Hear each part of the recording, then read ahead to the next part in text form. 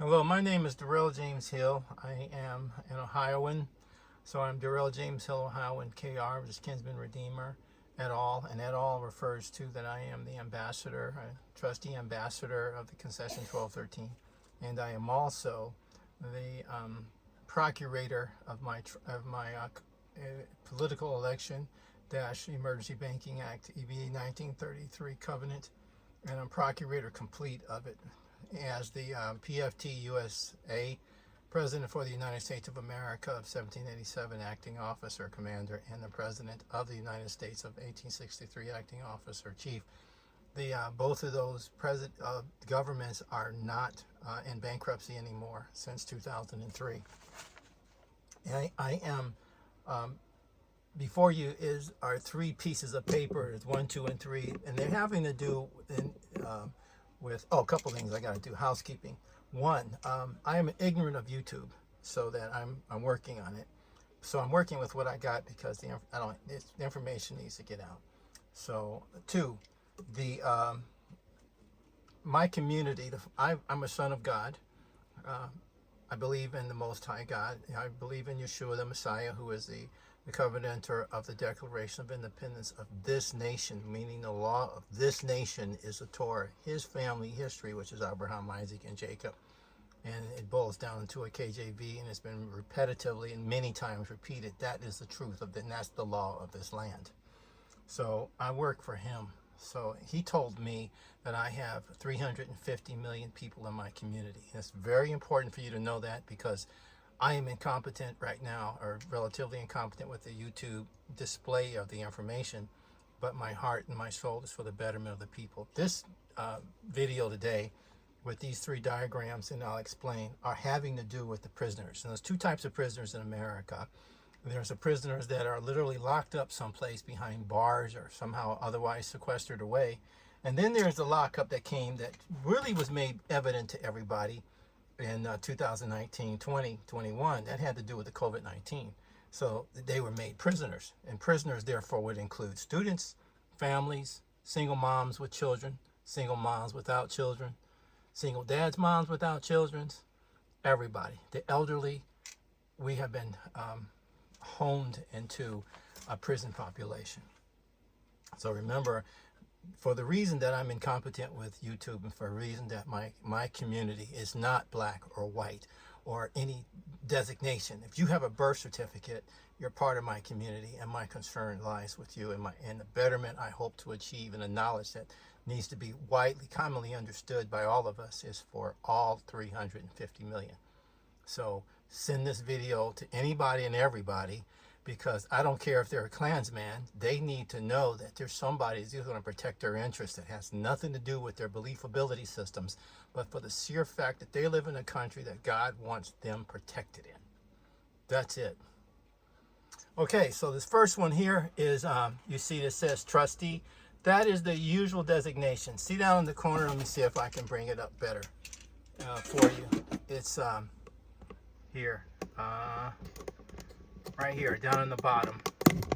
It says United States of America. This is written for me, man beneficiary, but down here in the bottom in the corner below that, United States of America, state, country, man, beneficiary, settler, heir. That's me. I was born that way in 1958. Okay, last century. Okay, heir of what? Heir of the Declaration of Independence, the Concession 1213. The Concession 1213 goes back before the Declaration of Independence, and it is your right to have a Declaration of Independence. And then after that, for myself, I'm a grantor because I grew up, and I'm a sovereign because I filed the political election and decided to do those behaviors, which is like what I'm doing right now for the entirety of the nation, everybody included, nobody left out. And so I'm a sovereign executor. I'm calling the shots because I have to. It kind of happened. And then if you can look at the introduction, you'll find out everything kind of snowballed. And now, so I'm standing in as an acting officer for the positions of the PFT USA and POT USA, because otherwise there'd be no one else to do it. And it's not just my responsibility, but everybody's. I was born a baby, a settler. Everybody born has the same situation, but we've been dumbed down. Now here I'm trying to provide the missing pieces. So this first one has to do with an idea of how the common trust is set up. Okay, this is a common trust. And they say, what's that? Well, you set up with as the trustee, and here we have the Declaration of Independence. Who are those? And for that, we're supposed to have a government for the United States. And you got to know that the United States of America was the word being used from 1776 to 1783, and in this written in the documents for the end of the American Revolutionary War. United States of America. Okay, so that's how you know who you are. United together, states means alive of, and it would be the colonies at the time, but the states are you. Okay, so the states are the live people. Okay, so this is the standard setup for the trust as we have it as I was born in 1958. There was an Emergency Banking Act that was put into act in 33, so 25 years before I got here, that thing was cooking and I was a baby. I didn't know for a long time after that it was even there, and they weren't really working very hard to make sure I knew that. Okay, so that's how it's set up. The way at the bottom of this, that's actually a pyramid or a triangle shape. There's two sides of it. There's the left side, which is a man beneficiary. Okay, that's going to become important later. On the other side of it, because the man beneficiary is one who's born as a baby. Okay, then when you grow up, you start to say, I want to wear the pink one. You start making choices until you become an adult and you start doing other things. That behavior is executor. You're calling the shots, and you're doing the things that get you. You're washing your car, you're paying your rent, or whatever, to whatever extent. You're building a spacecraft. Whatever, you begin to implement and become responsible for yourself. That is a common behavior, common to man, common to what we begin to have to do. But what starts to happening is that somehow there's a cutoff between us being an executor and a beneficiary, and this system, which is the Emergency Banking Acting System. They want to keep you unaware, so they dumb this down. So you don't know these things, and you should. The second graph that comes up has to do with where we started. We started with the Declaration of Independence, and we had a law court for man. Okay, this is how we had judges, and then we had trial by jury. What was that?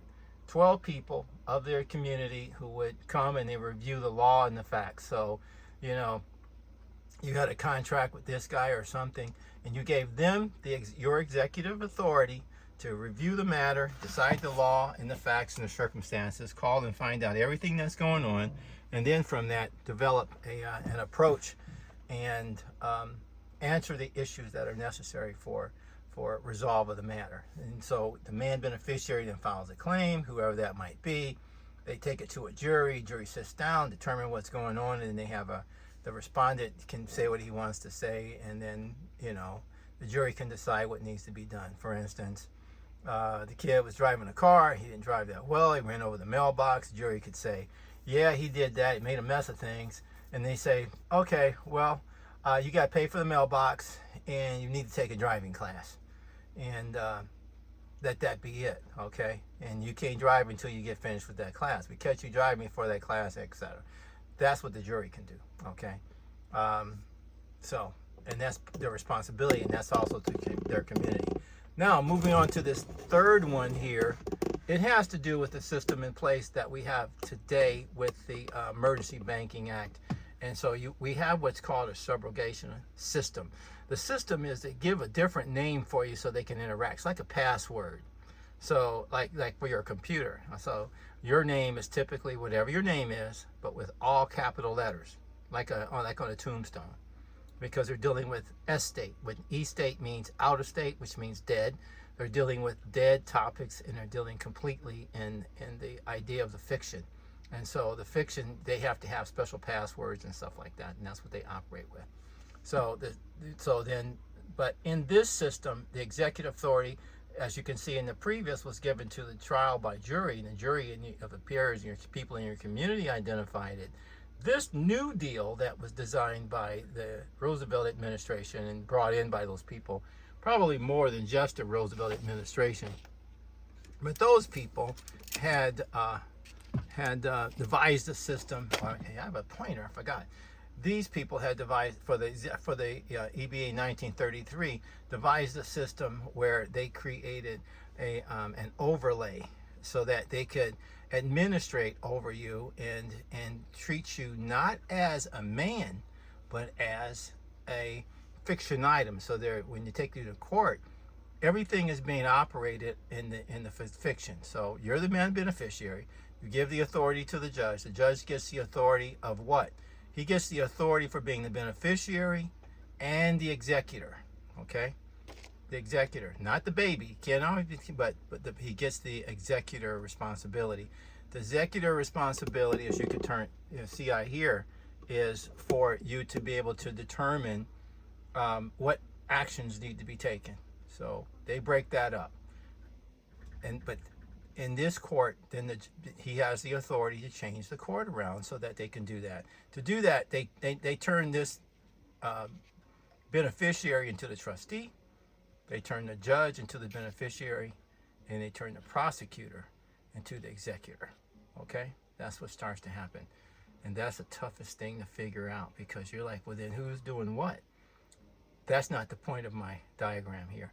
There's another video I made. You can go back and look at that and stare at it. It's pictures too, so you can stare at it. You can look stuff up and verify. But then what you will find out in this system is this man, beneficiary, is never represented in the court. That's the problem. They say in lieu of identifying him as a man in the court, we represent him in the hypothetical by changing everybody's position around because he's incompetent. Suppose the man beneficiary is a baby. This would be a perfect model. But suppose the man beneficiary is 40 years old and he just doesn't even know this is going on.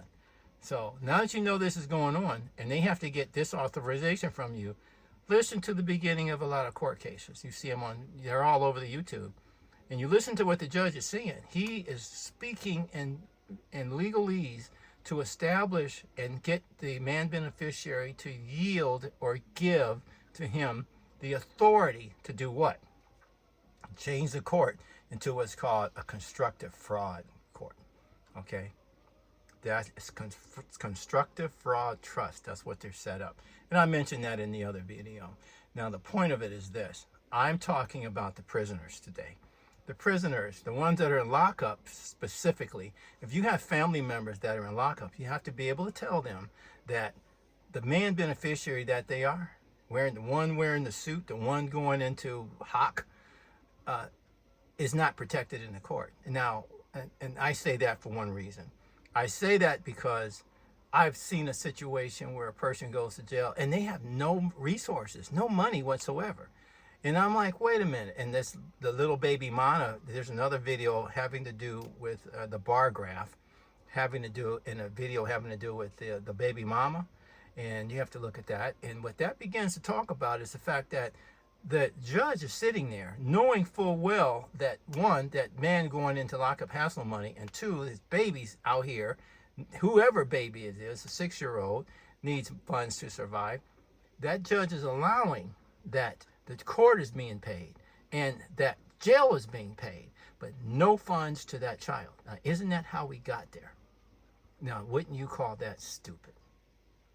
Okay, that's what they're doing. It's not stupid. It's called social democracy. It's not Republican form of government. So you really got to hear that and know that this is what this is. This is a new deal. The Emergency Banking Act actually is the Bank Conservation Act of 1933. It's a new deal. It's an overlay, but it was over in 2003. So it was unlawful to do what that judge did.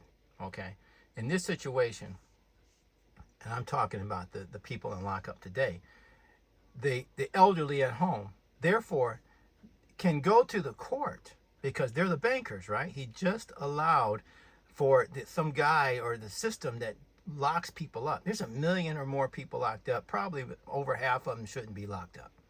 You know why? Because they're getting $10,000 to $15,000 per individual every month.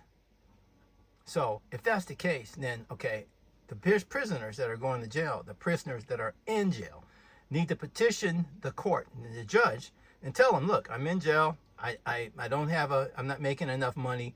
I want $500 or so placed on my book so I can buy the clothing, the toiletries, the little bits of food and so forth that I need. Okay? That's what I want you to chew on. And that's it. 15 minutes. Thank you for listening. Blessings. Shalom.